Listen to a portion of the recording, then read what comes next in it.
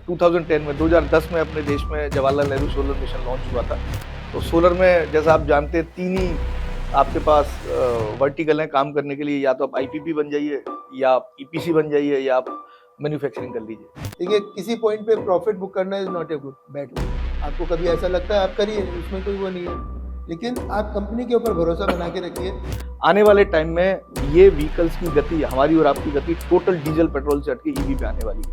लेकिन renewable sector आपकी power का ऑल्टरनेट रहने वाला है, इसके अलावा और कोई चांस नहीं है। इसमें हमारे माननीय प्रधानमंत्री जी का बहुत बड़ा योगदान है, ये उन्हीं की सोच का नतीजा है। मैं तो सबसे ज्यादा इसी से इंस्पायर होता हूं। तो हमें लगा कि इंसुलेशन और जो अपना आईएनए का जो ब्रांड है, उसको अगर हम आईपीएल के साथ जोड़ते हैं तो हमारी कंपनी का ब्रांड का नाम, सोलर पैनल का नाम और पूरे not only in India international level पे पहुंचेगा, और उससे हमें काफ़ी अच्छी विजिबिलिटी भी मिली। 22 किलोमीटर या लंबी मैराथन या लंबी रेस, चाहे वो बिजनेस की हो चाहे वो मैराथन है, आपको एक कंसिस्टेंसी बना के रखनी होगी। यहाँ सेक्टर ग्रोइंग है, हम लोग काम कर रहे हैं, रिजल्ट दे रहे हैं, नंबर्स हम लोग दे ही रहे हैं रेगुलरली। जो अभी हमने रिसेंटली जो फैक्ट्री लगाई है अजमेर रोड पर जयपुर में, आइकॉनिक फैक्ट्री लगाई है हमने जयपुर में, उसकी कैपेसिटी 4.5 गीगावाट की है। नमस्कार, बिजनेसनामा में आप सभी का स्वागत है। मैं हूं सुमित और हर बार अलग अलग मैनेजमेंट से हम बातचीत करते रहते हैं, पूछते रहते हैं उनसे उनके अलग अलग पैरामीटर्स पे बातचीत। तो आज भी हमारे साथ एक और मैनेजमेंट मौजूद है और वही अपने 4 पैरामीटर यानी कि प्रमोटर, प्रोडक्ट, प्रॉफिट, प्लेज या डेट और एक रैपिड फायर, जिनसे हम बातचीत करेंगे। और आज बातचीत करने के लिए हमारे साथ इंसुलेशन एनर्जी के एमडी एंड चेयरमैन दोनों हमारे साथ मौजूद हैं। तो चलते हैं उनसे सीधे बातचीत। गुप्ता सर भी मौजूद हैं, जैन सर भी मौजूद हैं, जिनसे हम बातचीत करेंगे नंबर्स को लेकर भी। सर, पहले तो आप दोनों को बहुत बहुत शुक्रिया और आप दोनों का ही स्वागत है कार्यक्रम में। बहुत सारी चीजें हैं और इस सिनेरियो में तो बहुत सारी चीजें आपसे सीखने के लिए भी हैं, समझने के लिए भी हैं। तो सबसे पहले कहां से शुरू किया? क्योंकि गुप्ता जी और जैन साहब, सो ये तो समझ में आ रहा है कि 2 दोस्तों ने शुरू की होगी ये कहानी। तो कहां से 2 दोस्तों ने शुरू करी कहानी, और मतलब 20-30 साल की जर्नी कैसी रही आप लोगों की? कहां से शुरू हुआ ये पूरा सिलसिला? सुमित जी, हम दोनों की दोनों सबसे पहली बार 1994 जलगांव महाराष्ट्र में मिले थे। We both are mechanical engineer. College में हमारी सबसे पहले मुलाकात हुई थी, लगभग 30 साल से ज़्यादा हो गए। और वो हमारी 30 साल की जो पुरानी शुरुआत थी कॉलेज की, वहाँ से लेके आज तक की जर्नी, स्टूडेंट लाइफ की जर्नी, स्टूडेंट लाइफ के बाद की कुछ हम लोगों ने 2-1 साल बीच में 98 में हम लोगों ने पास आउट हुए। तो 98 के बाद की 2 से 3 साल की जर्नी रही, जिसमें कि हमने कुछ कुछ छोटे-मोटे बिज़नेस भी ट्राई किए, कुछ जॉब्स भी ट्राई किए। और उसके बाद फिर ईयर 2001 में हम लोगों ने एक छोटे से बिज़नेस के साथ अपनी इस जो भी आज जर्नी आपको दिखती है उसकी शुरुआत करी। हम लोगों ने एक शुरुआत में कंपनी बनाई थी जो हमारी ट्रेडिंग कंपनी कह सकते हैं, डिस्ट्रीब्यूशन कंपनी थी, जो आज भी है हमारी, फ्लूइड कोन इंजीनियर्स के नाम से। और उसमें हमने एक छोटी सी पूंजी, 1 लाख रुपए की पूंजी के साथ हमने काम शुरू किया था, जिसमें 50,000 रुपए मैंने अपने पिताजी से लिए थे, 50,000 रुपए विकास ने अपने फादर से लिए थे। और इस तरीके से 1 लाख रुपए की पूंजी से हमने अपना जो बिजनेस शुरू किया था। और हमने उसमें पाइप्स और पाइप फिटिंग्स की डिस्ट्रीब्यूशन का काम शुरू किया था। एक कंपनी हुआ करती थी उस समय जो गैस्केट बनाती थी, यूनिक लिंगर लिमिटेड, उसने हमें सबसे पहली बार ब्रेक दिया था, राजस्थान की डिस्ट्रीब्यूटरशिप दी थी। तो उस एक छोटे से काम से जो हमने शुरुआत करी थी, और आज जो भी आपको दिखता है, उस एक छोटी सी शुरुआत के साथ उस कंपनी को हमने अपनी ऊंचाइयों पे पहुंचाया। हमने 2005 में हमारे लिए एक बड़ा टर्निंग पॉइंट रहा। हमें 2005 में जिंदल पाइप की डिस्ट्रीब्यूटरशिप मिली, तो हमने उस काम को काफी बड़े पैमाने पर राजस्थान, एमपी, दिल्ली, एनसीआर में किया। देन 2014 तक आते-आते हमने उस काम को अपने तीनों चारों स्टेट में बहुत बड़े पैमाने पे बहुत अच्छा हमने काम किया। तो देन एक लाइफ में एक टाइम आता है कि जब लगातार 13-14 साल एक काम करते रहते हैं, तो कुछ ना कुछ नया काम करने की इच्छा होती है, नया काम को आगे बढ़ाने की इच्छा होती है। तो उसी काम को देखते हुए अगर आपको याद हो कि 2010 में 2010 में अपने देश में Jawaharlal Nehru solar mission launch हुआ था, यूपीए 2 गवर्नमेंट के टाइम पे। इनिशियली अपने देश का टारगेट रखा गया था अराउंड 175 गीगावाट का, 2010 टू 2020। और राजस्थान उसमें सबसे ज्यादा अग्रणी स्टेट हुआ करता था इंस्टॉलेशन में और सारी चीजों में। तो हम भी रेगुलर पढ़ते रहते थे कि कहाँ सोलर का काम राजस्थान में हो रहा है। तो उसी चीज को, क्यूरियोसिटी को ध्यान में रखते हुए हमने एक छोटी सी शुरुआत के साथ करी थी, और हमने अपनी उसी कंपनी में फ्लूइडकॉन इंजीनियर्स में हमने एक 1 मेगावाट का पावर प्लांट बीकानेर में लगाया था और 2015 में हमारा वो प्लांट तैयार हुआ था और उसके बाद हमने एक 2 मेगावाट की प्लांट हमने एमपी में बिडिंग में हमने जीता था, तो वो 2 मेगावाट का प्लांट हमने उज्जैन में मध्य प्रदेश में लगाया, जो हमारा आज भी वर्क कर रहा है। तो देन आफ्टर फिर लगा के इस बिजनेस को हम कहीं ना कहीं एक प्रॉपर बिजनेस की तरह सोलर को ऑप्ट कर सकते हैं। तो सोलर में जैसा आप जानते हैं 3 ही आपके पास वर्टिकल है काम करने के लिए, या तो आप आईपीपी बन जाइए, या आप ईपीसी बन जाइए, या आप मैन्युफैक्चरिंग कर लीजिए। तो मैन्युफैक्चरिंग से हम लोग काफ़ी वाकिफ़ थे, बीइंग इंजीनियर हम लोग मैन्युफैक्चरिंग को अच्छी तरह समझते थे। तो इस तरीके से हमने अपनी इंसुलेशन एनर्जी प्राइवेट लिमिटेड 2016 में कंपनी बनाई, उसका रजिस्ट्रेशन किया और एक छोटी की सी शुरुआत से 50 मेगावाट की इनिशियली हमने अपनी यूनिट लगाई थी जयपुर में। तो आज भी मेरे को याद है 9 अप्रैल 2017 को हमारा पहला सोलर पैनल फैक्ट्री से बन के निकला था और उस 50 मेगावाट से और आज हम 5,500 मेगावाट की जर्नी ऑलरेडी हम तय कर चुके हैं। तो आज ये हम दोनों के साथ का, हमारी पूरी टीम का, और आज ये पूरा एक जो आपको दिखता है इंसुलेशन का, या जो नतीजा दिखता है, जो आपको रिजल्ट दिखता है, ये पूरी की पूरी एक टीम का और हमारे साथ का ये एफर्ट है कि हम आज वहां से शुरू करके यहाँ तक पहुंचे। तो जैन सर, जब शुरू हुआ था जी। तब लगा था कि यहाँ तक पहुंच जाएंगे? नहीं नहीं सर, ऐसा तो कुछ नहीं कह सकते कि ऐसा तो कुछ भी नहीं लगा था। एक 3,000 रुपए की महीने की नौकरी से हमने अपना कैरियर शुरू किया था। तो उस समय तो ऐसा कोई नहीं कह सकता था, या मैं कहूँ कि मैंने उस समय ऐसा सोचा था तो ये बहुत गलत होगा। ऐसा तो उस समय नहीं पता था, लेकिन ये ज़रूर पता था कि जो भी कर लेंगे अच्छा ज़रूर कर लेंगे। अपने लिए जो भी करेंगे अच्छा कर लेंगे और करेंगे बिज़नेस ही। हम लोग तो आज तक अपनी कॉलेज से फाइनल ईयर की शायद मार्कशीट भी लेके नहीं आए, क्योंकि हमें नौकरी करनी नहीं थी, तो करना तो बिज़नेस ही था।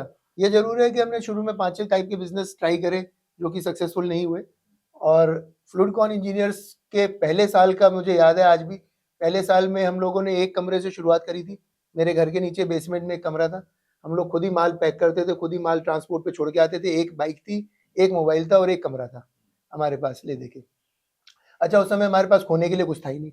डिपेंडेंट्स थे, बैचलर्स थे, वैसे भी पेरेंट्स के साथ ही रहते थे, तो ऐसा कुछ था नहीं। तो जो हमें मिलता था वो हम काम करते थे। रात को ट्रैवल करते थे, जिससे होटल में नहीं रुकना पड़े।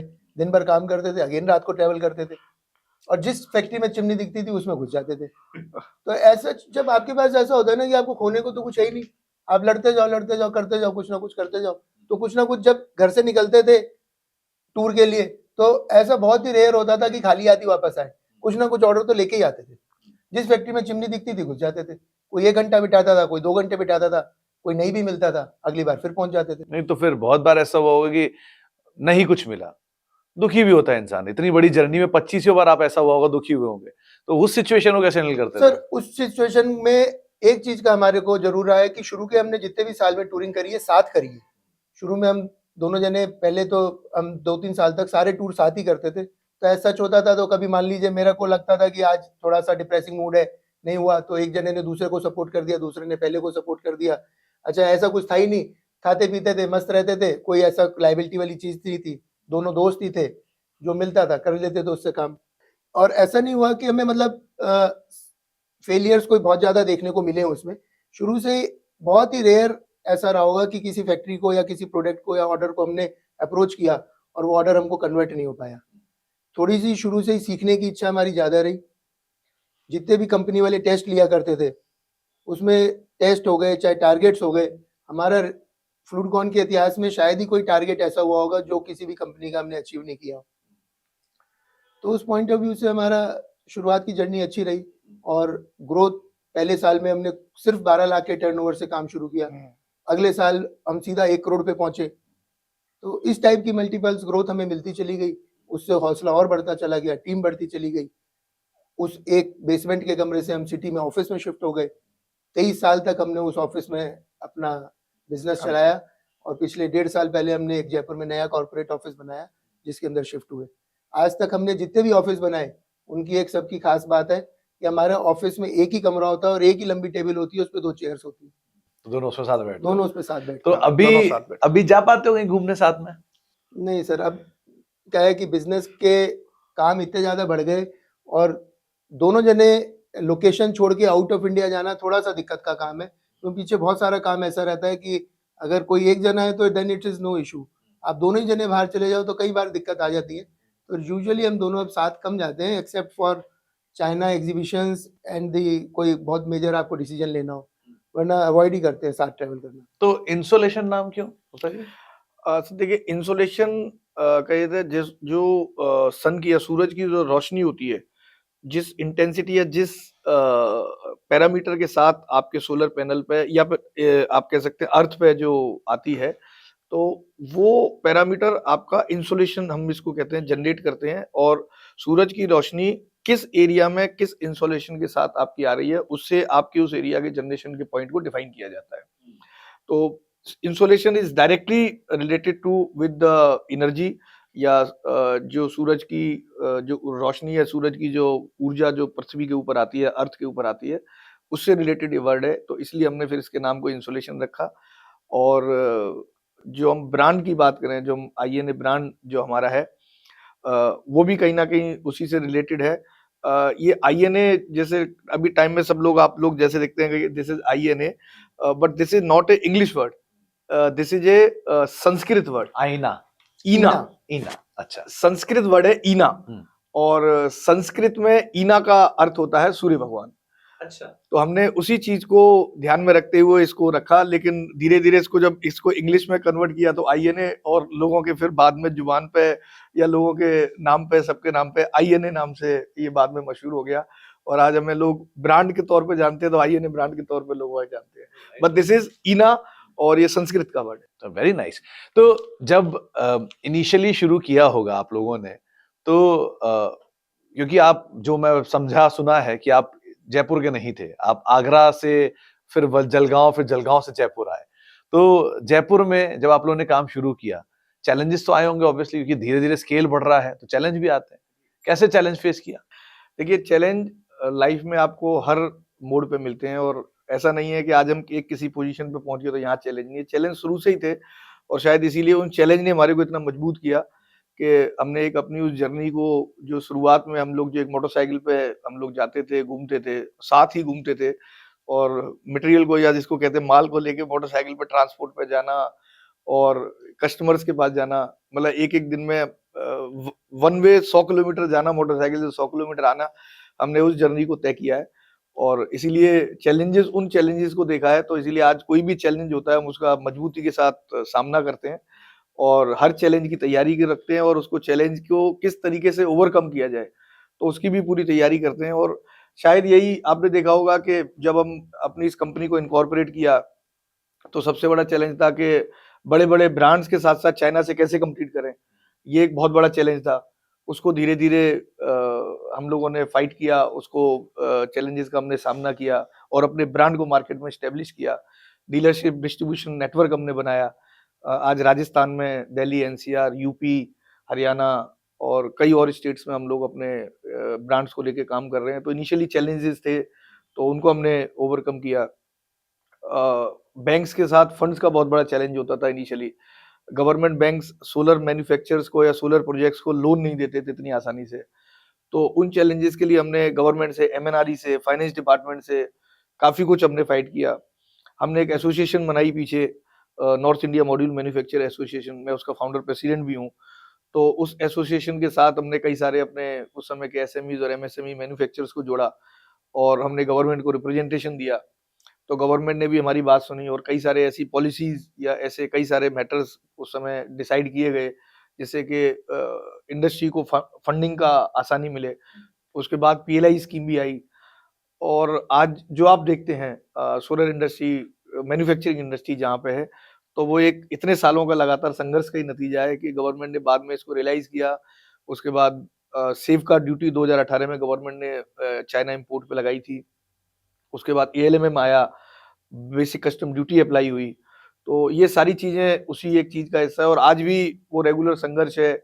और यही मेरे ख्याल से जिंदगी का और बिजनेस का नाम है कि आप डेली उठिए, डेली किसी नई चीज का सामना कीजिए, और फिर अगले दिन के लिए तैयार हो जाइए। तो पहला जो माइलस्टोन है, कोई ऐसा दिन, कोई ऐसा समय, कोई ऐसा साल जो आपको याद हो आने के लिए कि हाँ, ये मेरे लिए एक बड़ा इंपॉर्टेंट साल था, इस साल से मेरी शुरुआत हुई, मैं वहां से अपने आप को कहता हूँ ये मेरा एक सेटिंग स्टोन रख दिया मैंने, वहां से अब मैं आगे बढ़ना शुरू हुआ। तो कोई ऐसा साल, कोई ऐसा ऑर्डर, कोई ऐसी चीज जो आपको याद हो उस समय?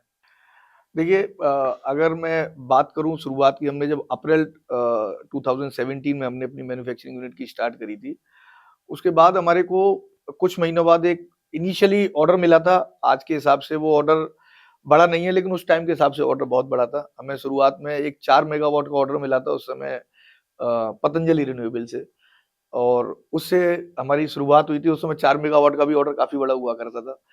और आज कितने करते हो आप? आज हम 4 मेगावाट से लेके हम बात करें 4000 मेगावाट तक पहुंच गए हम मैन्युफैक्चरिंग कैपेसिटी पे, और जो कि हम आगे बढ़ के 5500 मेगावाट और अगले कुछ टाइम में 7000 मेगावाट तक पहुंच जाएंगे। तो अगर उस जर्नी से और यहाँ की बात करूं तो बहुत बड़ा डिफरेंस है। तो आज वहां से शुरू करके और हम लोग यहाँ तक पहुंचे, कह सकता हूँ कि माइलस्टोन था। फिर हमने अपनी कंपनी को कई सारे ओईएम कंपनीज के साथ हमने टाई अप किया। उन कंपनियों का हमने अपनी फैक्ट्री में व्हाइट लेबलिंग करके मटेरियल सोलर पैनल बनाए। तो वो एक हमारा काफी बड़ा माइलस्टोन था, जहाँ में हमने कई सारी कंपनियों से नॉर्थ इंडिया में स्पेशली अपने साथ जोड़ा उनको, और कई सारी कंपनियों के हमने ओईएम का काम किया। और लेटर ऑन हम लोग साथ साथ अपने ब्रांड के लिए भी मेहनत करते रहे, और आज उसी का नतीजा है कि हम आज आईएनए ब्रांड के साथ not in north India but पूरे देश में अगर आप देखेंगे तो आईएनए ब्रांड के सोलर पैनल भी अवेलेबल है, और आईएनए ब्रांड को मोस्टली सभी लोग जानते हैं। तो पहले शुरू हुआ प्रोडक्ट, आने मल्टीपल बिजनेस, फिर ये बिजनेस, फिर एक्सपेंशन, अब आता है क्रंच ऑफ फंड। पहला सबसे बड़ा कंसर्न जब भी आप कोई बिजनेस शुरू करते हो, क्रंच आता है। तो क्या ये वजह थी कैपिटल मार्केट टैप करने की, या आईपीओ लाने की, या उस सिचुएशन में आने की, या शुरू से था कि नहीं मैं आईपीओ लाऊंगा, अपनी लिस्टेड कंपनी बनाऊंगा? इसके लिए तो सर हम दोनों का एक शुरू से ये था कि जब हमने इस कंपनी को इनकॉर्पोरेट किया था, तो उस दिन से हम दोनों के मन में ये थी कि कभी ना कभी इस कंपनी को हम लिस्ट जो जरूर कराएंगे। एक मन में भावना थी, इस मन में कि इस तरह का सोचना था, इच्छा थी। और नो डाउट आगे जाके जब लिस्टिंग के लिए हम लोग गए थे इस कंपनी को, तो उस समय जरूरत भी थी। उस समय की एक हमारी इच्छा थी, या कह सकते हैं हमारे मन की भावना थी, लेकिन बाद में जरूरत बन गई। क्योंकि जैसे जैसे कंपनी बड़ी हुई 2017 से 2021 तक, जब हमने अपनी मैन्युफैक्चरिंग यूनिट को भी एक्सपेंड किया, प्रोडक्ट भी एक्सपेंड हुए, मार्केट भी एक्सपेंड हुआ, तो नो डाउट फंड्स की आवश्यकता होती है, फंड की रिक्वायरमेंट होती है। और बैंक्स से आपको पता है एक लिमिटेड पोजीशन पे फंड ही मिलता है। बैंक्स इतनी आसानी से फंड देते नहीं। उस समय मार्केट भी टाइट था फंड्स के लिए, बैंक्स इतना सपोर्ट नहीं करते थे। किसी भी पोजीशन पे आप वर्किंग कैपिटल के लिए मांगे या न्यू एक्सपेंशन के लिए मांगे, तो सबसे पहले डिमांड कोलेटरल की करते हैं बैंक्स, या और किसी तरह के कोलेटरल की डिमांड करते हैं। तो वो हर समय देना पॉसिबल होता नहीं। तो कहीं ना कहीं से तो फंड की आवश्यकता थी। तो कैपिटल मार्केट या इक्विटी मार्केट हम शुरू से सोचा हुआ था हमने कि इसमें जाएंगे और आगे बढ़ेंगे। तो 2019 में हमारी सबसे पहले मुलाकात हुई थी जयपुर में। उस समय बीएससी एसएमई के हेड थे अजय ठाकुर जी, वो जयपुर आए थे एक किसी प्रोग्राम में, तो उनसे सबसे पहली बार मुलाकात हुई थी। तो उनसे मुलाकात में उन्होंने ही एक तरीके से हमारा मार्गदर्शन किया था इनिशियली, और उन्होंने ही हमारे को एक तरीके से कह सकते हैं कि एनकरेज किया था कि आप जिस मार्केट में हैं या आप जिस सेक्टर में हैं, बहुत ग्रोइंग सेक्टर है, आगे आने वाले टाइम में इसमें बहुत संभावना है। आप अपने आप को लिस्ट करो, मार्केट से पैसा लो, और नई एक्सपेंशन में जाके और कंपनी को आगे बढ़ाओ।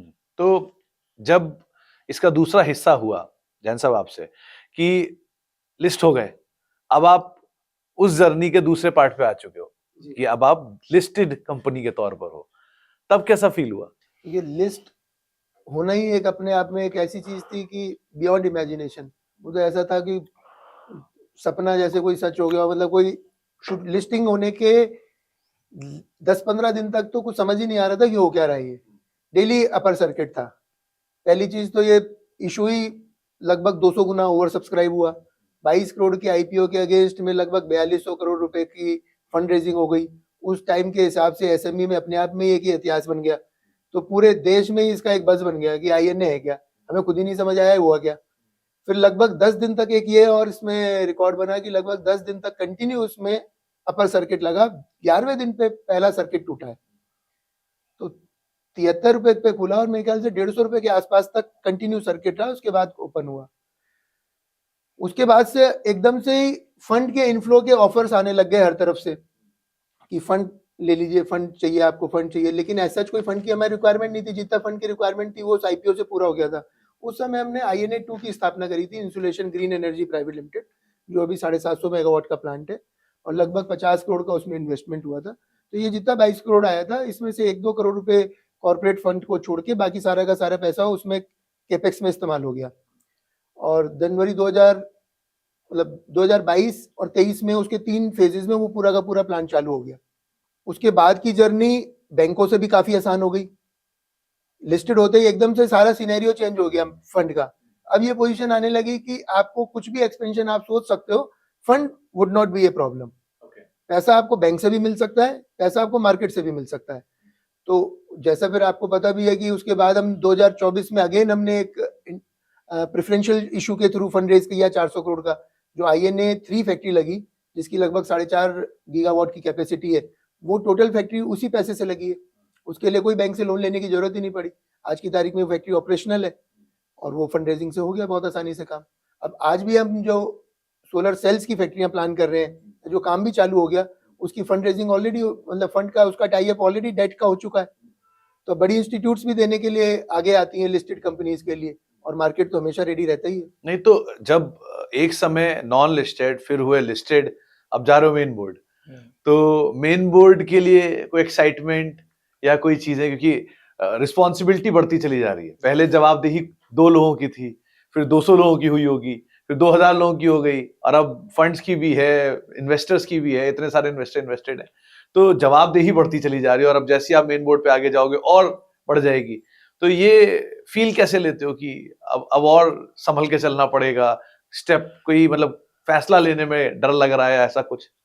देखिए, डेफिनेटली जिम्मेदारी तो बढ़ती है वक्त के साथ, और इसीलिए कंपनी अपनी कॉर्पोरेट गवर्नेंस के लिए बिल्कुल हमेशा हम लोग बहुत प्रभावी ढंग से अपनी कॉर्पोरेट गवर्नेंस करते हैं। हमारी पूरी टीम को इंस्ट्रक्शंस है कि कंपनी जिस तरीके से ग्रो कर रही है, मार्केट में है, सेक्टर में है, हमें अपनी कॉर्पोरेट गवर्नेंस पूरी एज पर नियम कायदे जो सेबी के हैं उसके हिसाब से हम लोग रखते हैं।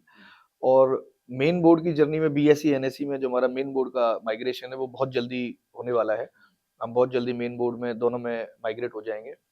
और डेफिनेटली जैसे कि आज लगभग कंपनी के 12,000 हमारे पास इन्वेस्टर्स हैं, जो इस समय 12,000 के आसपास हमारे इन्वेस्टर्स हैं, जो कि शुरुआत एक 800 या 900 इन्वेस्टर्स के साथ हुई थी। तो मुझे उम्मीद है जब मेन बोर्ड में हम लोग माइग्रेट होंगे तो ये संख्या बढ़ के हो सकता है अच्छी खासी हो जाए, मे बी 1000 से निकल के 1 आध लाख तक पहुंच जाए। तो जैसे लोग बढ़ते हैं, जैसे इन्वेस्टर्स बढ़ते हैं, तो जिम्मेदारियां भी बढ़ती हैं। और हमारी कंपनी इंसुलेशन उसके लिए पूरी तरीके से तैयार है, हमारी पूरी टीम उसके लिए तैयार है। और as a corporate governance, as a company, हमारे मार्केट के आगे के जो हमारे प्लान्स हैं और जो आगे के एक्सपेंशन ग्रोथ प्लान्स हैं वो ऑलरेडी हम लोगों ने शेयर किए हुए हैं सभी के साथ, और कंपनी स्ट्रिक्टली उनके ऊपर काम कर रही है, और उसी टाइमलाइन में हम लोग उस काम को करके खत्म करेंगे। तो जैन साहब, मैं कहीं पढ़ रहा था कि आप मैराथन दौड़ते हो जी। सर को नहीं कभी पूछा चलने के लिए? देखिए, सर का और मेरा ना शुरू से कॉलेज टाइम से ही बिल्कुल ऑल टुगेदर डिफरेंट रूटीन है। हम साथ जरूर रहे 4 साल में, और हम मतलब बेस्ट फ्रेंड में ही थे। हम हर 6 महीने में कहीं ना कहीं घूमने जाते थे। हर महीने के पैसे से जो घर से मिलता था उससे बचाते थे, और 6 महीने के बाद सेमेस्टर एंड पे 2-2.5 हज़ार रुपये बचा के हम या तो बॉम्बे, शिरडी, कहीं भी घूमने चले जाते थे। लेकिन हम कभी रूम पार्टनर नहीं रहे। तो सर का क्या सिस्टम है, नॉकटर्नल है। नॉकटर्नल मतलब 3-3 बजे तक, 2-2 बजे तक हॉस्टल के टाइम पे जागना, और फिर 12-12 बजे तक उठना। वो शुरू से इनका रूटीन रहा है। मैं शुरू से जल्दी उठने वाला हूँ। तो अब इनका रूटीन, मैराथन एक अर्ली मॉर्निंग का सब्जेक्ट है, उसके लिए आपको 5:30 उठना है, 6 बजे तक निकलना है, सर्दी गर्मी बरसात, वो सर के बस का काम है। तो आपको हेल्प करता है मैराथन दौड़ना? हाँ, हेल्प तो करता है सर, हेल्प बहुत करता है। हेल्थ वाइज नहीं, अदरवाइज डेफिनेटली हेल्प करता है। मैं जितना ज्यादा किलोमीटर रन करते हैं ना, उतना ही ज्यादा आप एनर्जेटिक फील करते हैं, उतना ही ज्यादा आपका डोपामाइन लेवल बढ़ जाता है।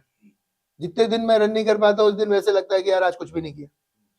तो दिन की शुरुआत ही अगर अच्छी हो जाती है तो देन इट इज कंटिन्यू करता आप, चाहे जितना भी कैसा भी सिचुएशन आए। ऑलमोस्ट जितना जब तक ट्राई कर सकता हूँ। मतलब अगर कोई ऐसी सिचुएशन है कि मैं नहीं जा सकता, या अर्ली मॉर्निंग फ्लाइट्स हैं, या ट्रैवल कर रहे हैं, तो जो नहीं कर सकते तो नहीं, लेकिन तो जब तक कर सकते हैं उतना करते हैं। आज ऑफिस का शेड्यूल भी ऐसी रखा हुआ है, सर का सेकंड हाफ, आपका फर्स्ट हाफ मोस्टली। तो आप पहले आते हो, सर बाद में आते हैं? वैसे ऐसा नहीं है, क्योंकि मैं ज्यादातर फैक्ट्री बैठता हूँ और सर ज्यादातर कॉर्पोरेट ऑफिस बैठते हैं। तो ये अपनी टीम इनके हिसाब से चलाते हैं। मैं और वेक्टर भी क्या है सर, फैक्ट्रीज की टीम अर्ली मॉर्निंग आती है। फैक्ट्री के टाइम 9 से 6 है जनरल शिफ्ट के, एंड फैक्ट्रीज चलती है 24 घंटे, और कॉर्पोरेट ऑफिस के टाइमिंग 10:30 से होते हैं, तो वैसे टाइमिंग डिफरेंस है। तो मनीष सर, अदरवाइज क्या शौक, कोई मतलब बिजनेस तो अपनी जगह है, काम होता ही रहता है, लेकिन निजी जीवन में कैसे? देखिए निजी जीवन में मैं वैसे मेरे को घूमना फिरना बहुत अच्छा लगता है। ट्रैवलिंग मेरे को बहुत अच्छी लगती है। मेरी कोशिश रहती है कि जब भी टाइम मिले, मौका मिले, फैमिली के साथ, फ्रेंड्स के साथ कहीं ना कहीं घूमने जाऊं। तो इसीलिए मेरी कोशिश रहती है साल में मैं 2 या 3 बार तो हम लोग कोशिश करते हैं घूमने जाने का। टाइम मेरे दोनों तरह से ट्रैवलिंग के रहते हैं, बिजनेस के पर्पज में तो रहता ही है, और कोशिश रहती है कि साल में एटलीस्ट 3 बार तो फैमिली के साथ कहीं ना कहीं हम चाहे शॉर्ट ट्रिप पे जाएं, लेकिन जाने की कोशिश रहती है। और इसके अलावा मैं थोड़ा सा माइंड का मैं डिफरेंट टाइप का रहता है, जैसे कहते हैं ना वर्कहॉलिक टाइप का मेरा नेचर है। मेरे को लगभग काम करते रहना हर समय अच्छा लगता है। मतलब लोगों के लिए थोड़ा सा डिफरेंट है। कई सारे लोग वर्क लाइफ विद बैलेंस और ये सब कुछ कहते हैं, या ढूंढते भी हैं, या कोशिश भी करते हैं। मेरा थोड़ा सा नजरिया डिफरेंट है। मेरे को लगता है कि जीवन में बैलेंस जैसा कुछ नहीं होता। वर्क वर्क है, लाइफ लाइफ है, और फैमिली फैमिली है। आप वर्क लाइफ बैलेंस जैसा मतलब पॉसिबल ही नहीं है आप कर सको। और ऐसा भी लगभग असंभव है कि लोग कहते हैं कि मैं अपने काम को अपने घर पे नहीं लाता, या काम को घर पे नहीं लाना चाहिए। तो जो काम करते हैं वो ऐसा पॉसिबल नहीं है कि घर पे नहीं लाएं। कि आप आज की डेट में तो मैं दुनिया में पॉसिबल नहीं है कोई ऐसा हो कि वो ये सोचे कि अपने काम के टाइम पे ऑफिस में फोन यूज करूं, घर पे आके फोन को यूज करना बंद करूं। तो लगभग इम्पॉसिबल है। तो आज का जो टाइम है, वर्क लाइफ बैलेंस, आप वर्क के बीच में ही अपने लाइफ के बैलेंस को कर सकते हैं। और उसके लिए सबसे जरूरी है कि आप मानसिक रूप से या मेंटली आप कितने हेल्दी रहते हैं, और कितने आप अपनी चीजों को मेंटेन कर सकते हैं। तो मैं कोशिश करता हूँ अपने उस पर्टिकुलर वर्क आवर में अपने आप को मेंटली फिट रखने के लिए, और फिजिकली फिट रखने की भी कोशिश करता हूँ मैं पूरा। लेकिन मेरा ज्यादातर रहता है कि मेंटली अपने आप को फिट रखूं, क्योंकि इतने सारे लोग आज हमारे साथ जुड़े हैं। इतना बड़ा बिजनेस सिस्टम है मैं मैनेज कर रहा है। तो उसके लिए मेरी पूरी कोशिश रहती है कि अपने आप को अपने पूरे टाइम को उसमें दे सकूं। और आज की डेट में अगर बात करूं तो मतलब हमारे पास इंसुलेशन और उसके अलावा और कुछ नहीं। हम लोग सिंपल उसी को किस तरीके से करें, उसी को किस तरीके से आगे ले जाएं, और कैसे इंसुलेशन को इंडिया की टॉप 10 कंपनीज में आगे आने वाले टाइम तक बना के रखें। सिर्फ हमारे पास यही सोच है, और उसी सोच के साथ हम दिन रात काम करते हैं। तो आता हूं मैं अगले सेगमेंट में भी आ रहा हूं, लेकिन एक चीज और, इतने साल से आप दोनों काम कर रहे हो, 30 साल आप लोगों ने साथ बिता डाले। अब आप लोगों के वो अगला जनरेशन के जो बच्चे लोग रहते हैं, सब आप उनको लाना शुरू हो गए, ऑफिस में आने लगे सब? देखिए बिल्कुल, अभी नेक्स्ट जनरेशन का भी प्लान है। बच्चे भी अभी हैं मेरे, एक बेटा और एक बेटी है। बेटी अभी NYU से मास्टर्स परस्यू कर रही है। इसका लास्ट सेम है, मई 26 में लास्ट सेम होगा। तो देन आफ्टर वो अपने बिजनेस को ज्वाइन करेगी। मेरा बेटा CA फाइनल्स कर रहा है, उसका CA फाइनल का एग्जाम है। अभी इस महीने में CA फाइनल्स हो जाएगा, देन आफ्टर वो ज्वाइन करेगा। विकास का बड़ा बेटा IIT बॉम्बे से एनर्जी में उसका फाइनल सेमेस्टर है, लेकिन वो ऑलरेडी अभी हमारे को ज्वाइन कर चुका है। और अभी विकास का छोटा बेटा है, वो भी बेंगलोर से इंजीनियरिंग कर रहा है, और वो भी इन सब में इन चारों में छोटा है। तो वो जब इंजीनियरिंग करेगा देन आफ्टर उसके बाद वो भी बिजनेस को ज्वाइन करेगा। और क्योंकि हमारे अभी इतने सारे बिजनेस वर्टिकल्स है, इतने सारे काम है, हमें चाहिए कि हमारे कुछ अपने घर के लोग कुछ उसके साथ जुड़े, और कुछ ना कुछ उसके साथ आगे हमारे ही काम को संभालें, और इस नए वाले काम को भी संभालें। चलिए, तो ये था प्रमोटर का एक हिस्सा। अब आते हैं जरा दूसरे हिस्से पे, वो है प्रोडक्ट। ये क्योंकि आप ऐसा तो कोई प्रोडक्ट बनाते नहीं जो आम आदमी को आम भाषा में समझ में आए, तो मैं शुरू से शुरू करता हूं। एक आम आदमी ने सोलर पैनल छत पे लगा देखा, या कहीं फार्म में लगा देखा होगा। वो ब्राउन कलर का एक पैनल होता है जिसके चारों तरफ से बॉन्डिंग होती है, और उस पे बिजली की वो धूप पड़ती है, और वो बिजली जनरेट कर देता है। तो ऐसा क्या होता है, ये आप लोग क्योंकि बना रहे हो तो आपको स्क्रैच से लेके एंड तक सब पता है उसका। तो और क्योंकि आप लोग इतने सालों से बना रहे हो, तो टेक्नोलॉजी भी चेंज होती चली जा रही है सालों दर साल। क्या होता है ये सोलर पैनल, ऐसा कैसे करते हैं इसको, क्या इसका ये पूरा सेटअप रहता है, कैसे समझें इसे? देखिए, सोलर पैनल की जो जनरली उसको 4 पार्ट में आप डिवाइड कर सकते हैं। सबसे पहले जो इसका फर्स्ट कह सकते हैं रॉ मटेरियल होता है पॉलीसिलिकॉन। पॉलीसिलिकॉन सिलिका से बनता है, जिसको हम कह सकते हैं सिलिका जो नॉर्मल रेत या होती है, एक स्पेशल उसकी रहती है जो कि एक तरीके से माइनिंग प्रोडक्ट ही है, उससे पॉलीसिलिकॉन बनाया जाता है। पॉलीसिलिकॉन जो बनता है एक बड़े कंट्रोल्ड एनवायरनमेंट में उसको बनाया जाता है, स्पेशल कंडीशंस में। उस सिलिका से पॉलीसिलिकॉन बनता है, जो कि एक कह सकते हैं हम नॉर्मल कंकड़ पत्थर जैसी शेप का होता है। पॉलीसिलिकॉन फर्स्ट रॉ मटेरियल बनता है। देन आफ्टर पॉलीसिलिकॉन, इसको पॉलीसिलिकॉन को अराउंड 2500 डिग्री टेम्परेचर पे मेल्ट करके उससे इनगोट और वेफर बनाए जाते हैं, जो इसका सेकंड स्टेज होता है रॉ मटेरियल का। इनगोट और वेफर का जो थर्ड सबसे बड़ा आप कह सकते हैं वैल्यू एडिशन इस चेन में, दैट इज सेल। इनगोट और वेफर किसी तरह की आपकी वोल्टेज और करंट की पैरामीटर्स उसमें नहीं होती हैं, या किसी तरह की इलेक्ट्रिकल प्रॉपर्टीज नहीं होती हैं। जब उसको सेल में कन्वर्ट किया जाता है, तो सेल एक इलेक्ट्रिकल प्रॉपर्टीज के साथ एक थर्ड स्टेज का रॉ मटेरियल तैयार होता है। सेल से फिर हम सोलर पैनल बनाते हैं, तो उसमें जो रॉ मटेरियल और बहुत सारी चीजें लगती हैं, एक बार विकास जी और आपको उसमें बताएंगे, वो एक्सप्लेन करेंगे। आपको मैक्सिमम जो हमारा सबसे बड़ा वैल्यू एडिशन है, जो सोलर सेल है, सोलर सेल से जब हम सोलर पैनल जिसको आप बता रहे हैं, जिसको अल्टीमेटली हर दुनिया जानती है, जिसको सोलर पैनल या सोलर मॉड्यूल बोलते हैं, वो इसका नेक्स्ट सबसे बड़ा वैल्यू एडिशन है, जिसमें फाइनली हमारा प्रोडक्ट बनके तैयार होता है। ये क्या है सर, सोलर पैनल बेसिकली एक सेमीकंडक्टर डिवाइस है। आज आप सब जने सुनते हैं सेमीकंडक्टर सेमीकंडक्टर, तो सेमीकंडक्टर क्या है, एक पीएन जंक्शन। तो सोलर सेल जो है एक पीएन जंक्शन होता है। इसके ऊपर जब सनरेज के फोटॉन्स पड़ते हैं, तो जो फ्री इलेक्ट्रॉन्स होते हैं इस पीएन जंक्शन में, वो मूव करते हैं और वो करंट फॉर्म करते हैं, उससे हमको बिजली मिलती है।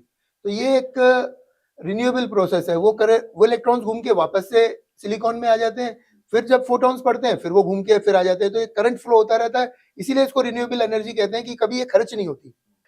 तो जब हम सोलर पैनल्स को छत पे या फॉर्म्स में या कहीं पे भी लगाते हैं, तो जब ये सूरज की रोशनी को एब्जॉर्ब करता है, अगर लेमन लैंग्वेज में बोले तो सूरज की रोशनी को जब ये एब्जॉर्ब करता है, तो उस रोशनी को, सूरज की जो पावर है उसको कन्वर्ट करके बिजली में कन्वर्ट कर देता है। और उस बिजली को हम जंक्शन बॉक्सेस के थ्रू ड्रॉ करके, क्योंकि सोलर पैनल से एक डीसी करंट मिलता है और हमारे सब जगह एसी करंट इस्तेमाल होता है, तो हम उसके कन्वर्ट करके, उसको इन्वर्टर के थ्रू कन्वर्ट करके अपने ग्रिड्स में, अपने घर के मीटर में, या बड़े फार्म हाउस, बड़े सोलर फार्म्स की बात करें तो उसको ग्रिड में हम सप्लाई कर देते हैं। इस पूरी साइकिल में जो सबसे बड़ी वैल्यू चेन है, दो जगह पे है। पहला है वेफर टू सेल, जिसमें सारा का सारा एक केमिकल प्रोसेस है, जिसकी फैक्ट्री हम भोपाल में लेके आ रहे हैं रिसेंटली, जहाँ पे एक वेफर, जिसके अंदर एक वेफर एक बेसिकली एक सिलिकॉन का स्लाइस है, उसके अंदर हम बहुत सारे केमिकल और डिफरेंट प्रोसेसेस करके वो उसमें इलेक्ट्रिकल प्रॉपर्टीज जनरेट करते हैं, पीएन जंक्शन को बनाते हैं उसके अंदर। जस्ट लाइक कोई भी सेमीकंडक्टर हो, चाहे वो डायोड हो, चाहे वो ट्रांजिस्टर हो, वो उसी तरीके से बनता है। फिर जब ये सेल बन जाता है, तो इस सोलर पैनल बेसिकली एक इलेक्ट्रिकल असेंबली है। इसमें 12-13 तरीके के डिफरेंट रॉ मटेरियल्स इस्तेमाल होते हैं, जिसको हम इलेक्ट्रिकल सर्किट में कनेक्ट करते हैं, सीरीज और पैरेलल में, डिपेंडिंग हमें कितनी वोल्टेज और कितने करंट का पैनल बनाना है। तो जो लेटेस्ट पैनल जो हम बना रहे हैं, वो ट्विन सर्किट का पैनल हम बनाते हैं। 590 वॉट का पैनल है, जिसमें 72 सेल का सर्किट ऊपर है, 72 सेल का सर्किट नीचे है, जिसका करंट लगभग 13.5 एम्पियर और वोल्टेज लगभग 46-47 वोल्ट, और 590 वॉट का पैनल। इस समय टॉपकॉन के जो पैनल्स हैं, ये सबसे ज्यादा पॉपुलर पैनल्स हम लोग बना रहे हैं। तो जो सिचुएशन जहां से शुरू हुई थी 20-30 साल पहले और आज में, अंतर तो आया ही होगा। पैनल हल्के होते गए होंगे, कैपेसिटी बढ़ाते गए होंगे। अंतर काफी आ गया सर। सोलर पैनल की टेक्नोलॉजीज काफी तेजी से चेंज हो रही है। हर 3 से 4 साल में हम नई टेक्नोलॉजी देखते हैं। 2017 में जब हमने सबसे पहली बार चालू किया, तब हम पॉलीसिलिकॉन के पैनल्स बनाया करते थे। तो मतलब जो सिलिकॉन है वो पॉली क्रिस्टल होता था, अलग अलग मटेरियल के क्रिस्टल होते थे उसमें।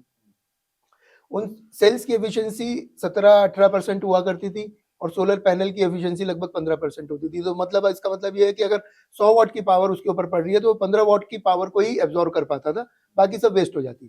तो एक बात बताओ, बहुत बार मैंने सुना है, पढ़ा है कि हम चाइना पे बहुत डिपेंडेंट है इन प्रोडक्ट्स को लेके, और आप लोग कुछ ऐसा बना रहे हो या कोई नई यूनिट जो आपकी शुरू हो रही है, उससे आपकी डिपेंडेंसी खत्म हो जाएगी या कम हो जाएगी। ये क्या वेरिएशन है? तो देखिए, अभी तक हम सोलर सेल के लिए टोटली चाइना पे डिपेंडेंट है। चाइना या साउथ ईस्ट एशिया आप कह सकते हैं। सोलर सेल की मैन्युफैक्चरिंग इंडिया में काफी कम है। टोटल ALMM के हिसाब से लगभग 140 गीगावाट पैनल है, और लगभग 19 गीगावाट सोलर सेल है इंडिया में। बस जो मोदी गवर्नमेंट है उसका क्लियर विजन है मेक इन इंडिया का। गवर्नमेंट ने फेज वाइज प्लान दिया हुआ है बाकायदा, बिल्कुल क्लियर, पूरी इंडस्ट्री को बहुत टाइम पहले का क्लियर किया हुआ है कि सन 2026 के बाद से सोलर सेल के इंपोर्ट के ऊपर बैरियर्स लगने शुरू हो जाएंगे। अभी ड्यूटी बैरियर्स हैं, लेकिन फिर नॉन टैरिफ बैरियर्स भी आ जाएंगे, और सन 2028 के बाद वेफर भी इंडिया में बनाना होगा। तो इसका मतलब ये है कि लगभग 2030 तक सोलर की कंप्लीट बैक चेन या सोलर की कंप्लीट साइकिल इंडिया में कंप्लीट हो जाएगी। हमारी डिपेंडेंसी चाइना के ऊपर लगभग ना के बराबर तक रह जाएगी। ओके। अभी जब हमने 2017 में शुरू किया था तो लगभग 90% हमारा इंपोर्ट हुआ करता था और 10% सामान ही मुश्किल से इंडिया से मिलता था। आज ये इंपोर्ट का लेवल, इंपोर्ट डिपेंडेंसी घट के लगभग 55% 60% के आसपास आ गई है। बाकी 35-40% इंडिया से हम सोर्स करते हैं और बची हुई चीजें इंपोर्ट करते हैं। और मुझे लगता है कि 2027-28 तक आते आते इंपोर्ट का रेशियो कोई 15-20% तक ही रह जाएगा। तो ये जो पीछे अभी मेटल के प्राइसेस भागे हैं, सिल्वर भागा, बाकी मेटल भागे, कितना आप इसको देख रहे हो इम्पैक्ट? देखिए, पैनल के अंदर हर एक, अगर 590 वॉट के पैनल की बात करता हूँ तो इसमें लगभग 2.6-2.7 केजी एल्युमिनियम लगता है। तो एल्युमिनियम लगभग 15% बढ़ गया, तो लगभग पैनल की कॉस्ट के ऊपर 100 रुपए का इम्पैक्ट आ गया इससे। कॉपर लगता है एक पैनल में लगभग 370-275 ग्राम, कॉपर के प्राइस ऑलमोस्ट 300 रुपए किलो तक बढ़ गए। तो अनदर 125-150 रुपए, मतलब 25 पैसे वॉट अगर इसका इम्पैक्ट आता है, ये बढ़ गया। और एक पैनल में या लेमेन सारे पेपर्स में हम पढ़ते हैं कि सोलर की वजह से सिल्वर के प्राइस बढ़ रहे हैं, सोलर की वजह से सिल्वर के प्राइस बढ़ रहे हैं। तो ये काफी हद तक सच है। एक सोलर पैनल में लगभग 6 ग्राम तक का सिल्वर लगता है। अगर देखा जाए तो 8 मिलीग्राम पर वॉट के करीब का कंजम्पशन होता है। बात उठी है ना सर, पेपर में पढ़ रहे हैं, ऐसा हो रहा है, वैसा हो रहा है, तो एक चीज ध्यान में आई मेरे कि बहुत तरफ ये खबर उड़ रही है कि सोलर की सप्लाई बहुत ज्यादा हो रही है और जो है डिमांड उतनी नहीं आएगी। आप सेक्टर में हो, सालों से हो, ऐसा है क्या? देखिए सर, ऐसा नहीं है। मैं आपको एक्सप्लेन करता हूँ। देखिए, अभी एज पर दिसंबर 25 ALMM सोलर पैनल कैपेसिटी जो रजिस्टर्ड है गवर्नमेंट की MNRE की वेबसाइट पे, that is around 142 gigawatt. Out of that 142 gigawatt, around 25 gigawatt जो कैपेसिटी है that is for old technology, means उसको कह सकते हैं मोनोपर्क या पॉली की टेक्नोलॉजी की है। तो अगर हम उसको माइनस करते हैं तो अराउंड 117-115 गीगावाट कैपेसिटी जो है वो fresh Topcon M10R G12R upcoming capacity की है। सोलर पैनल की जो कैपेसिटीज हम लोग डिफाइन करते हैं या गवर्नमेंट डिफाइन करती है, that is on maximum upside capacity of the machine manufacturing, जो हम मशीन या जो हमारी मशीन सोलर पैनल्स बनाती है। कोई भी कंपनी है या वर्ल्ड की कोई भी आप प्रोडक्शन मशीन ले लीजिए, प्रोडक्शन लाइन ले लीजिए, वो कभी भी 65% से ज़्यादा या 60% से ज़्यादा अपनी ऑप्टिमम या मैक्सिमम कैपेसिटी या स्पीड से ज़्यादा नहीं चलती है। तो अगर मैं मैक्सिमम 65% भी मानता हूँ तो हम somewhere around 75 gigawatt, 70 to 75 gigawatt actual solar panel manufacturing capacity में है अपने देश में इस समय। और गवर्नमेंट ने ऑलरेडी कमिट किया हुआ अभी भी रिक्वायरमेंट है 50+ गीगावाट AC एनुअल रिक्वायरमेंट अभी हमारे देश में है। तो अगर मैं उस AC कैपेसिटी को DC में कन्वर्ट करता हूँ तो अराउंड समवेयर 70 to 75 गीगावाट की कैपेसिटी DC रिक्वायरमेंट होती है। तो हम जो कैपेसिटी अभी अवेलेबल है और जो कैपेसिटी डिमांड है, नियरली इसको मीट करते हैं। एक्सेस कैपेसिटी एज सच नहीं है अपने देश में। और ये अगर आप देखेंगे तो अभी हमारी जैसी हर कंपनी के मंथली या क्वार्टरली नंबर्स में भी आपको रिफ्लेक्ट कर रही होगी। अगर आप ट्रैक करते हैं, देखते हैं, हमारी जैसी जितनी भी कंपनियां देश के अंदर हैं, उनके क्वार्टरली टू क्वार्टरली नंबर सभी बोर्ड पे डिक्लेयर करते हैं, एक्सचेंज पे आपको दिखते ही हैं। सभी कंपनियों के क्वार्टरली नंबर आपको कहीं ना कहीं पॉजिटिव वे में ही आगे बढ़ते हुए दिखते होंगे। तो सेम नहीं, from इतने us सारे also। ऑर्डर आ रहे हैं, ये PM की तरफ से स्कीम्स मल्टीपल चलती हैं। अभी रिसेंटली वो सोलर के पंप्स के भी बड़े ऑर्डर्स मिले हैं सब महाराष्ट्र में। तो इतने ऑर्डर्स की जो डिमांड आ रही है, इन सब को देख के लग रहा है कि कहीं सप्लाई शॉर्टेज है या सर ऐसा देखिए, डिमांड मिसमैच देखिए है? आज ये डिमांड सप्लाई रेगुलर चलता रहेगा। भारत सरकार का क्लियर टारगेट है प्रधानमंत्री कुसुम योजना, PM कुसुम योजना जिसको बोलते हैं, ABC। ये अपने देश के अंदर बहुत क्रांतिकारी योजनाओं में से एक जाएंगी। इनका बहुत दूरगामी इफेक्ट आपको देखने को मिलेगा। जैसे हमारे आदरणीय प्रधानमंत्री जी बोलते ही हैं कि आज तक हमारे देश का जो किसान था वो अन्नदाता था, और अब वो आने वाले टाइम में अन्नदाता के साथ साथ ऊर्जादाता भी बनेगा। और इसी कंसेप्ट को या इसी सोच को ध्यान में रखते हुए ये तीनों स्कीम्स लॉन्च करी गई हैं देश में, जिसमें कि किसान अपनी जमीन पे सोलर प्लांट लगा के डिस्कॉम्स के साथ 25 साल का पीपीए करके उनको बिजली दे सकता है और अपनी फिक्स एनुअल इनकम कर सकता है। दूसरा, कुसुम कंपोनेंट बी के तहत जो कि कैबिनेट के द्वारा प्रस्ताव पारित किया जा चुका है अब तक, जिसमें कि पूरे देश में 17.5 लाख पंप्स जो डीजल से या बिजली से या किसी और सोर्स से जो चलती थी, उनको चेंज करके सोलर में कन्वर्ट किया जाएगा। और उसके लिए हर स्टेट को कैपेसिटी के हिसाब से मैंडेट भी दिया गया है कि 2030 तक आपको अपने स्टेट्स में कम से कम इतनी पंप्स को या किसानों की इतनी पंप्स को सोलर में कन्वर्ट करना है। तो आप देखते होंगे पूरे देश के अंदर, चाहे महाराष्ट्र हो, चाहे राजस्थान हो, चाहे एमपी हो, चाहे यूपी हो, चाहे तमिलनाडु, कर्नाटका, पूरे देश में सभी स्टेट्स ने अपने रिक्वायरमेंट्स के हिसाब से टेंडर निकाले हुए हैं। वहाँ पे किसानों को स्टेट और सेंटर दोनों मिलकर सब्सिडी भी दे रहे हैं, जिससे लगभग, जहाँ तक मेरे को आइडिया है, अभी तक 10 लाख के आसपास पंप्स के टेंडर निकाले जा चुके हैं और आगे आने वाले टाइम पे और निकलेंगे और ये काम भी बहुत तेजी से अपने देश में चल रहा है। दूसरी जो एक फ्लैगशिप सबसे बड़ी योजना है हमारे माननीय प्रधानमंत्री जी की, ये है पीएम सूर्य घर योजना, जिसमें कि अभी फर्स्ट स्टेज में 1 करोड़ घरों पे सोलर पैनल लगाने का टारगेट रखा गया है, जिसमें कि स्टेट और सेंटर मिला के सब्सिडी दे रही हैं और अब तक उसमें भी काफी बड़े पैमाने पे, आपने जैसे देखते भी होंगे, पूरे देश में लोगों ने अपने घरों पे सोलर पैनल लगाना शुरू किया है। तो ये भी एक बहुत बड़ा डिमांड जनरेशन है और स्पेशली इन दोनों सेक्टर्स में जो भी सोलर पैनल यूज होंगे वो दोनों ही मेक इन इंडिया रहेंगे, तो मैन्युफैक्चरिंग को भी बहुत बड़ा सपोर्ट मिलेगा। तो जैन सर, जो अभी कंपनी की इंडिविजुअली क्या मैन्युफैक्चरिंग कैपेसिटी है? आपने नया प्लांट लगाया है, एक शुरू हुआ है हाल में, बहुत बड़ा प्लांट वो तो, और प्लस एक की भूमि पूजन भी आपने किया, उसकी भी कैपेसिटी आनी है गोइंग फॉरवर्ड। तो ओवरऑल जो अभी कंपनी का प्लान, जो कैपेसिटी है वो, जो नई ऐड हुई है वो, और जो आने वाली है वो क्या है? अभी तक हमारी 3 यूनिट्स ऑपरेशनल हैं, जिसको हम INA1, INA2, INA3 कहते हैं। INA1 हमारी सबसे पुरानी यूनिट है, जिसकी कैपेसिटी 200 मेगावाट है, जिसमें हम मोनोपर्क के पैनल्स बना रहे हैं। INA2 हमारी 750 मेगावाट की कैपेसिटी की फैक्ट्री है, वो भी जयपुर में ही है। उसमें भी अभी हम मोनोपर्क के पैनल बना रहे हैं, लेकिन उसको हम बहुत जल्दी टॉपकॉन में कन्वर्ट कर रहे हैं। ठीक है। इसके बाद तीसरी जो अभी हमने रिसेंटली जो फैक्ट्री लगाई है अजमेर रोड पे जयपुर में, आइकॉनिक फैक्ट्री लगाई है हमने जयपुर में, उसकी कैपेसिटी 4.5 गीगावाट की है। उसमें 1.5 गीगावाट की 3 लाइनें हैं, तो 1.5 गीगावाट और 1.5 गीगावाट की 2 लाइनें तो उसमें ऑपरेशनल हो चुकी हैं। तो टोटल मिला के लगभग 5.5 गीगावाट की पैनल की मैन्युफैक्चरिंग कैपेसिटी आज INA ग्रुप के पास है।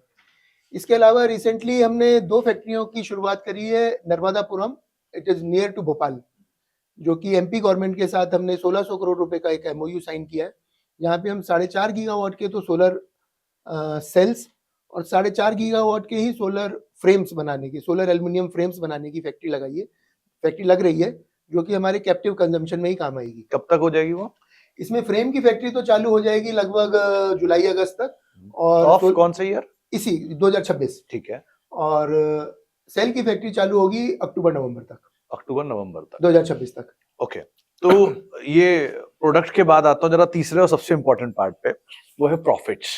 तो ये जरा इम्पोर्टेंट है, क्योंकि आप लोगों ने जब IPO लाया तो एक मासिव IPO डिमांड आया और मासिव डिमांड का हमने रिकॉर्ड भी बनता हुआ देखा। तो उस समय उम्मीदें बढ़ी, वो उम्मीदें आपने डिलीवर भी करी। नंबर वाइज अगर मैं जो आंकड़े देख रहा था कि 7 करोड़, 11 करोड़, 55 करोड़, 126 करोड़, रोबस्ट जंप है कंपनी के मुनाफों में। तो ये रोबस्ट जंप की उम्मीदें बहुत ज्यादा होती हैं हर बारी, और उम्मीदों केटर भी करना पड़ता है। लेकिन ऐसा भी नहीं है ना कि विराट कोहली हर बारी सेंचुरी मार के जाए, कभी कभी वो भी 0 पे आउट होता है, कभी कभी उसके भी नंबर कम आते हैं। तो ये सिचुएशंस कैसे आप डील करते हो जब ऊपर नीचे होता है नंबर्स में मिसमैच? इनको आप कैसे करते हो? ये केपेक्स किया है, आएगा, आते आते टाइम लगेगा, कभी पूरा आएगा, कभी नहीं आएगा। सो ये कैसे आप मैनेज करते हो? अभी तक तो जितना भी कंपनी का जो पुरानी हिस्ट्री रही है, अभी तक कभी भी सिंस इंसेप्शन कभी भी कंपनी लॉस में नहीं रही, हमेशा कंपनी प्रॉफिट में ही रही है और अच्छा खासे प्रॉफिट में रही है। प्रॉफिट के हमेशा जंप रहे हैं। इस साल भी कंपनी का जो हमने हाफ ईयरली रिजल्ट दिया है वो भी अच्छा प्रॉफिट में, 85 करोड़ के आसपास का प्रॉफिट कंपनी ने हाफ ईयरली रिजल्ट्स में दिया है।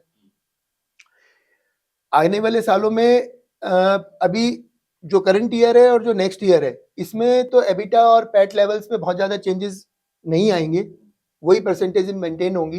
लेकिन जब 27-28 में हमारा सोलर सेल का फैक्ट्री चालू हो जाएगा, तब मार्केट में दिखेगा या सबको ही दिखेगा कि जो कंपनी के करंट एबिटा लेवल्स है या जो कंपनी के पैट लेवल्स है या जो भी फिगर्स है, उसके अंदर एक ड्रास्टिक चेंजेस आएंगे।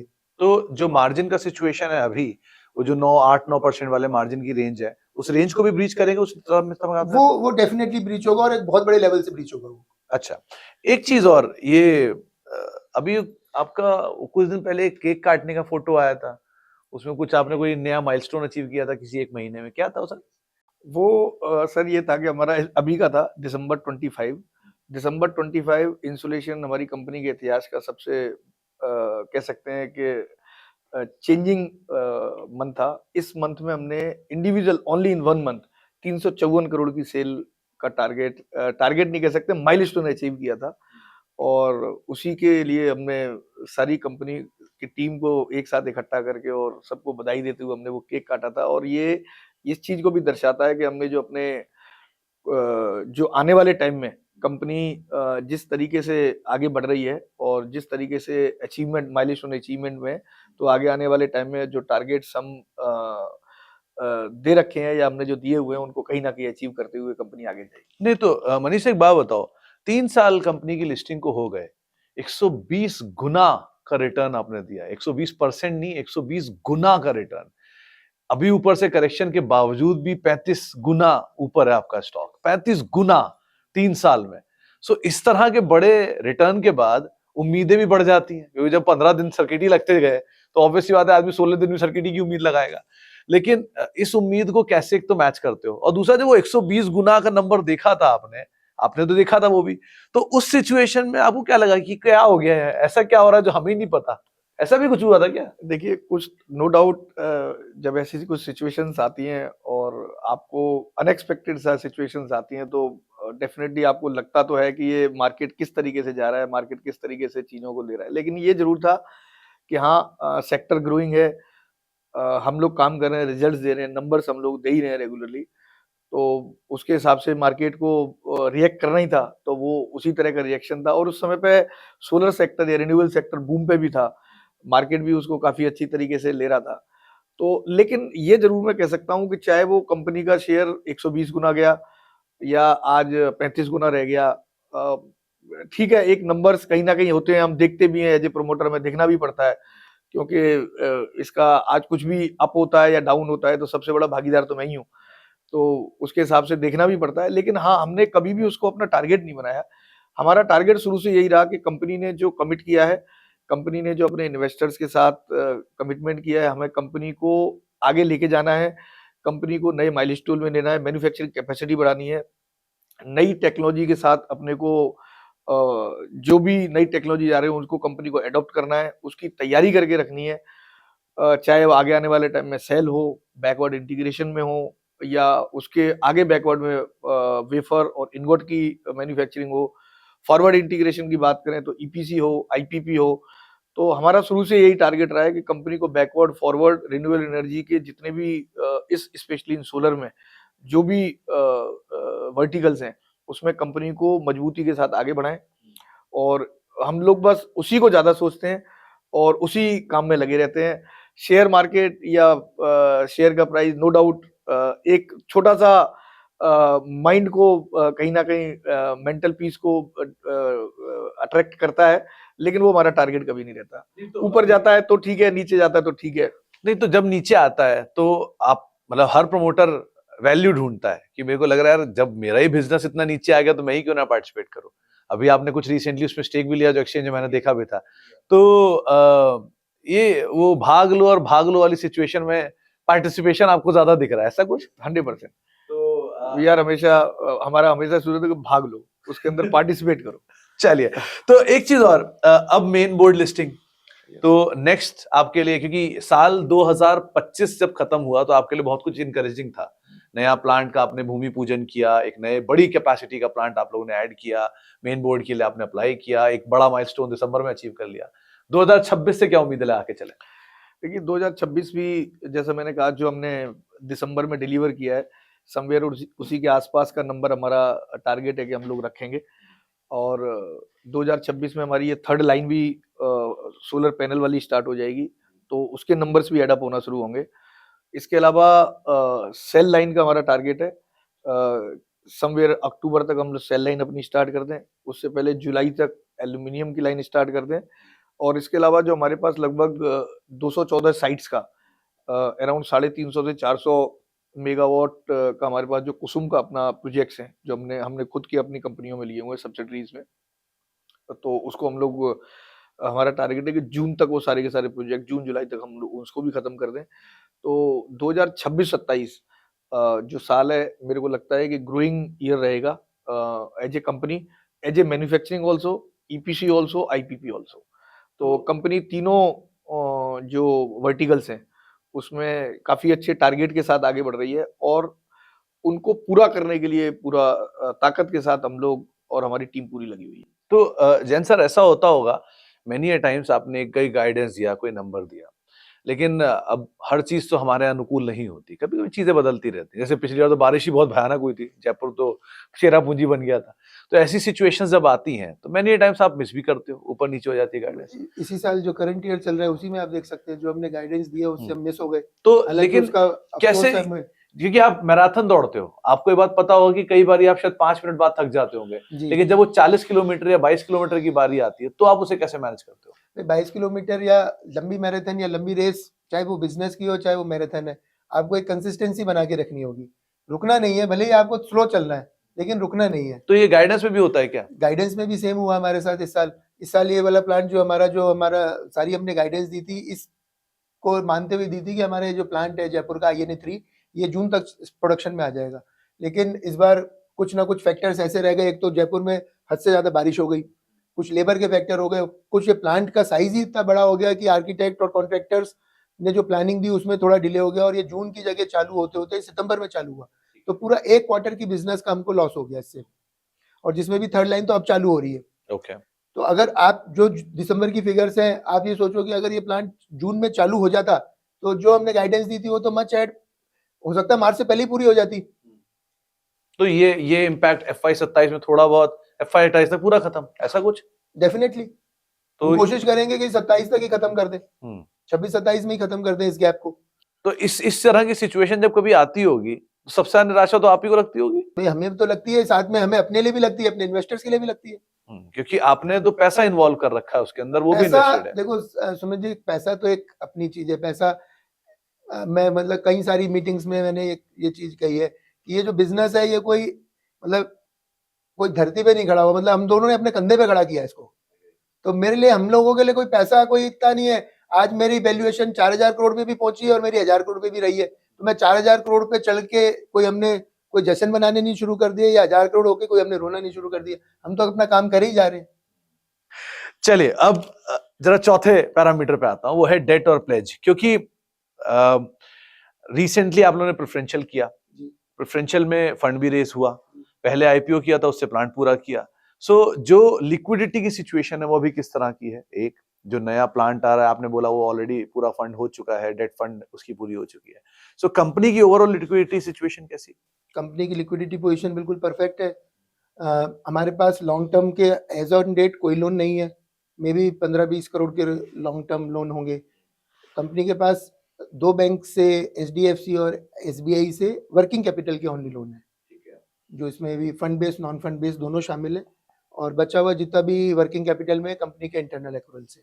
तो जो इंदौर वाला प्लांट है, जो कंपनी आने वाले समय में, उसका डेट वाला पार्ट या उसका पूरा फंडिंग का पार्ट पूरा हो चुका है? यस, वो हम पार्ट पूरा इरेडा से कंप्लीट कर चुके हैं। ठीक है। और सेल प्लांट का पूरा की पूरा फंडिंग हमारे को इरेडा से ऑलरेडी सैंक्शन हो चुका है। तो जितने भी ये कभी-कभी ऊपर नीचे रहते हैं और उससे इंटरेस्ट कॉस्ट का थोड़ा बहुत बर्डन आता है, नहीं, इंटरेस्ट कॉस्ट को क्योंकि हमारे पास जो भी फंड्स है, जो भी किसी तरह का फंड्स का that is only from banks. Okay. तो और आज अगर प्रैक्टिकली देखूं उसी में, तो हम अगर ओवरऑल देखते हैं तो Insolation is currently debt free company. हमारे पास किसी तरह का कोई लॉन्ग टर्म कोई बड़ा डेट नहीं है। उस समय पर जब बिल्कुल पैसा नहीं था, फिर वो समय जब IPO आया तो पैसे का अंबार लग गया, और फिर वो समय जब आप बिल्कुल ही एडिक्वेट सिचुएशन में है।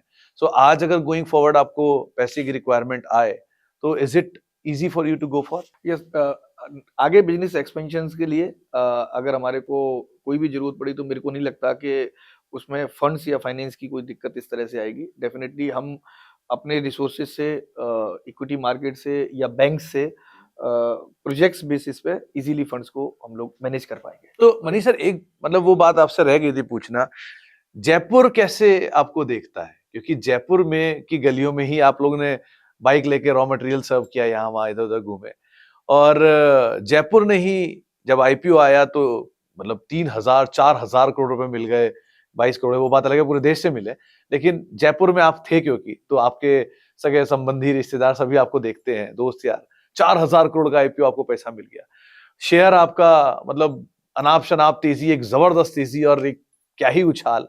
तो इस तरह की जब चीजें बदली तो जयपुर ने आपको कैसे देखा?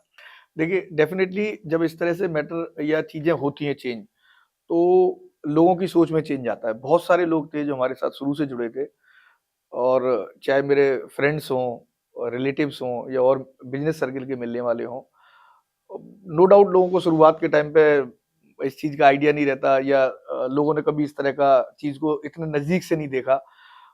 तो कई सारे लोगों ने उस जर्नी को मिस किया, और कई सारे लोग उस इनिशियल इन्वेस्टमेंट में नहीं आए, बाद में आए। कई सारे ऐसे लोग थे जो कि आज भी ये मिलते हैं और कहते हैं कि हम आपको इतने सालों से जानते हैं, या मनीष जी, विकास जी को तो हम वहां से जानते हैं जब वो बाइक पे घूमते थे या उस ऑफिस में बैठते थे। और ये एक कह सकते हैं फीलिंग भी आती है, लेकिन उस फीलिंग के साथ जिम्मेदारी सी भी फील होती है कि आज लोगों ने जिस तरह की एक्सपेक्टेशन हमारे साथ रखी है, या जिस तरह की एक्सपेक्टेशन को हम हमारे साथ कैरी करके चलते हैं, हमें उस एक्सपेक्टेशन पे खरा उतरना है और कंपनी को आगे बढ़ा के रखना है। इसलिए हमारा शुरू से मैटर रहता है कि whatever is thing, company first.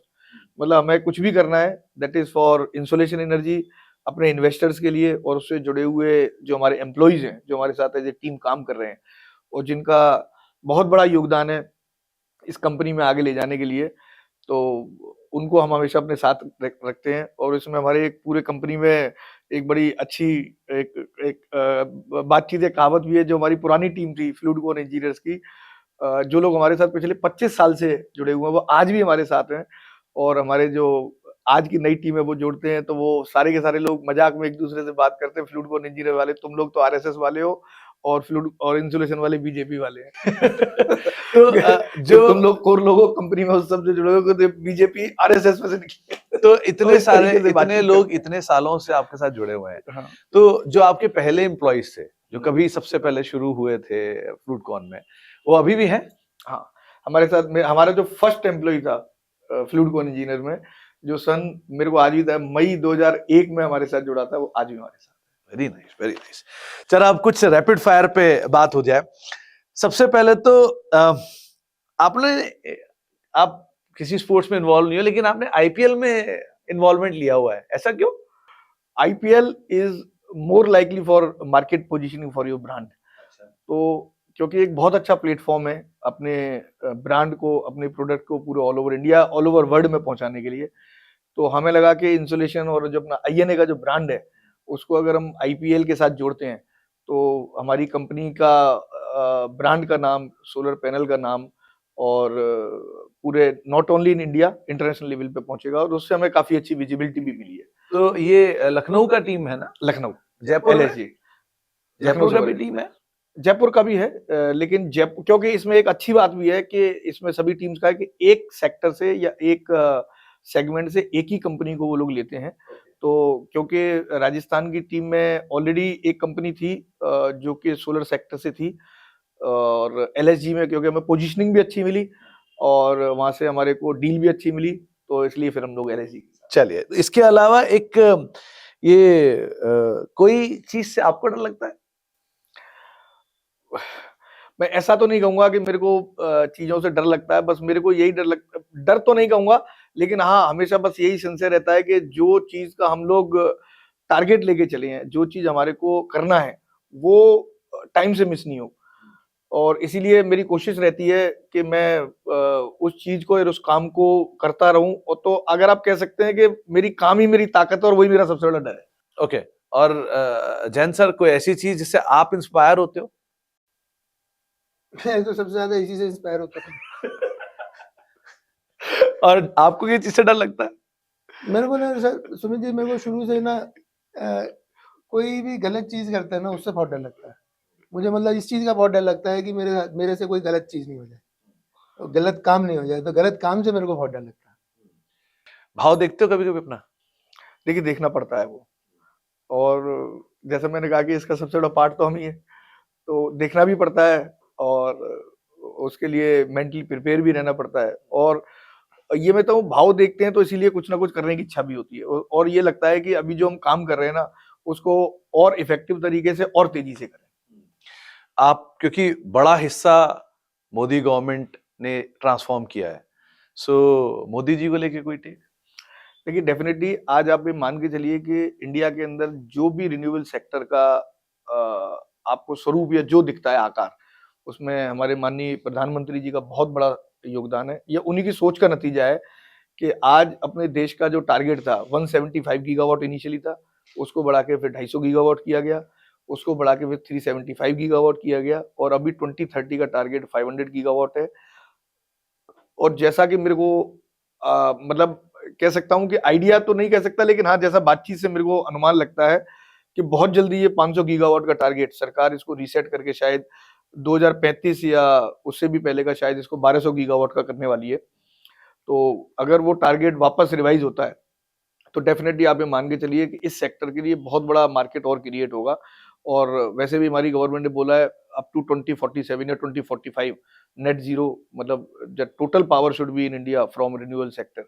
तो आगे आने वाले टाइम में रिन्यूएबल सेक्टर के चाहे मतलब आप कह सकते हैं कि चीजों में चेंज हो, टेक्नोलॉजी में चेंज हो, लेकिन रिन्यूएबल सेक्टर आपकी पावर का ऑल्टरनेट रहने वाला है, इसके अलावा और कोई चांस नहीं है। मैं आपको एक और छोटा सा चीज बताता हूँ। देखिए, आज हम दुनिया की सबसे बड़ी आबादी वाला देश है, या सबसे बड़ी पॉपुलेशन वाला देश है। पर कैपिटा कंजम्पशन हमारे देश का आज की डेट में दुनिया में 52वें स्थान पे है, 52। हम लोग आज पर कैपिटा एनर्जी कंजम्पशन के मामले में बांग्लादेश और म्यांमार से भी नीचे हैं। हम total around 510 gigawatt energy produce करती है इंडिया इन ऑल मैनर्स, और out of 510 gigawatt 50% and above is from coal, and the balance is from solar, wind, nuclear, hydro, that vis अगर देखें दुनिया की लगभग, अगर अब हम पॉपुलेशन की बात करते हैं तो चाइना हमारे बराबर है, हमारे से नीचे है। चाइना 3300 गीगावाट बिजली का प्रोडक्शन या पावर का प्रोडक्शन करता है, और सेकंड नंबर में वर्ल्ड में है यूएस, जो कि लगभग 1500 प्लस गीगावाट एनर्जी का प्रोडक्शन करता है।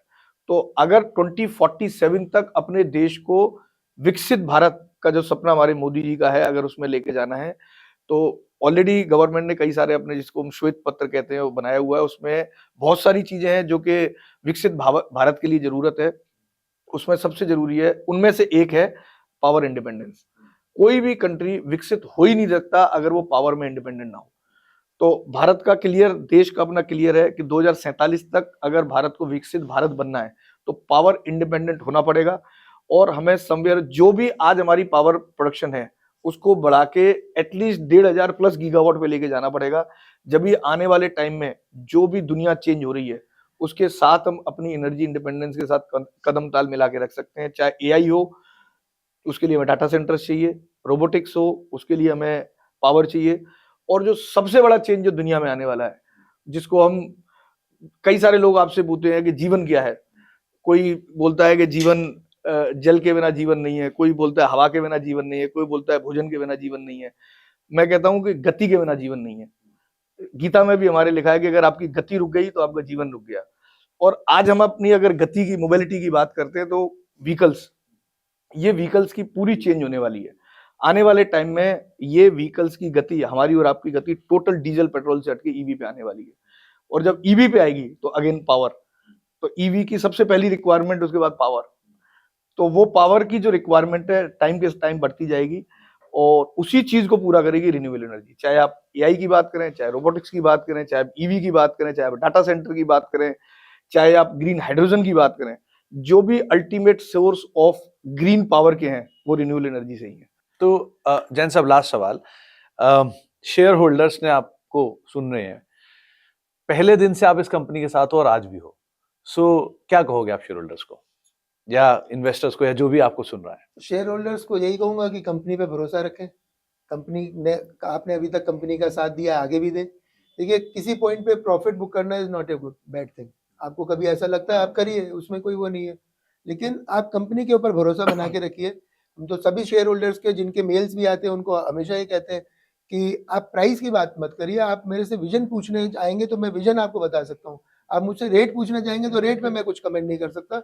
मेरे ऑफिस, मेरी फैक्ट्रीज, मेरे शेयर होल्डर्स, मेरे इन्वेस्टर्स के लिए ऑलवेज ओपन है। आप आइए, आप फैक्ट्री विजिट करिए, आप मुझसे मिलिए, मैनेजमेंट से मिलिए, सीएफओ से मिलिए। यही मैं उनसे सबसे कहना चाहूँगा। चलिए, बहुत बहुत शुक्रिया मनीष सर आपका भी, जैन सर आपका भी।